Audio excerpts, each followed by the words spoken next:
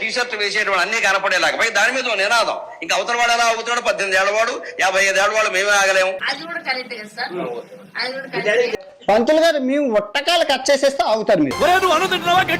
నువ్వు మనిషివా పశువా పనికి మనలేదవా? నువ్వు అపార్థం చేసుకుంటున్నావు అబ్బాయి. నేను ఆ పద్ధతిలో నేను అనలేదు. నీచులు ఎప్పుడు నీచంగానే మాట్లాడతారు రావు గారు, మీకు తెలియదే ఉంది. మనం తప్పు చేయలేదండి, మన ఎవడో అన్నాడు, ఎందుకు పడాలి? అల్లుడు నువ్వు తగ్గొద్దు, నువ్వు వెనకడుగేయద్దు, మ్యాటర్ ఏంటో తెలిపోవాలి. ఊరుకోవడం సహనం, అది చేతకాంతనం అవుతుంది. అది అచ్చుబోసిన ఆంబోత సవ్యంగా సేవలు చేసేవాడు కూడా నిన్ను చూసి చెడిపోతాడు రా. చీరలోను మీ అందం నిండుగా కప్పుకునే బట్టల్లోనే ఉంటుంది తప్పితే సామాను కనపడే దాంట్లో ఏం ఉండదు. ఏమిటండి మీరు మాట్లాడేది? నువ్వు రాతగాని చెప్పడానికి.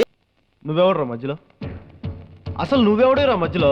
ఈ శివాజీ ఎంత దొంగ లంజా కొడుకు అంటే, నా అంబిషన్ 10th క్లాస్ ఫెయిల్ అయిపోయిన లంజా కొడుకు వాడు చెప్పడం మీరు వినడం. తిట్టదని చెప్పరా?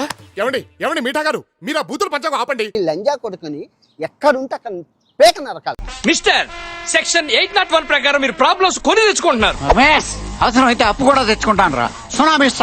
అన్వేష్ కంటెంట్ నాకు నచ్చింది.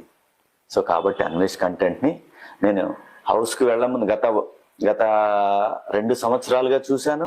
కాదు, ఇది విని షాక్ అయ్యాను. అనవసరంగా ఎదవనైపోయానన్న. వచ్చిన టైం బాలేదు, వెళ్దాం పద. శివాజీ గారు నా అభిమానత, నాకు ఈ విషయం తెలియదు, వినండి. మీకు ఇష్టమైన యూట్యూబర్ ఎవరు సార్? వాడు అన్వేషణ అప్పుడు ఉంటాడన్నా. శివాజీ గారు, నేను మిమ్మల్ని అన్న మాటల్ని నేను వెనక్కి తీసుకుంటాను. అంటే ఆడికి దాంతో పోయి జ్ఞానం వచ్చింది. మీరు ఎలాగైతే వెనక్కి తీసుకుంటున్నారో సామాను అన్న పదాన్ని, నేను కూడా మిమ్మల్ని అన్న బూతులు గాని వాటిని గాని వెనక్కి తీసుకుని క్షమాపణ చెప్తున్నాను. Sorry sir. ఊరి ఏం కాదు, సారీ అట సారీ. ప్రతి వాళ్ళు తప్పులు చేయడం సారీ అని చెప్పడం.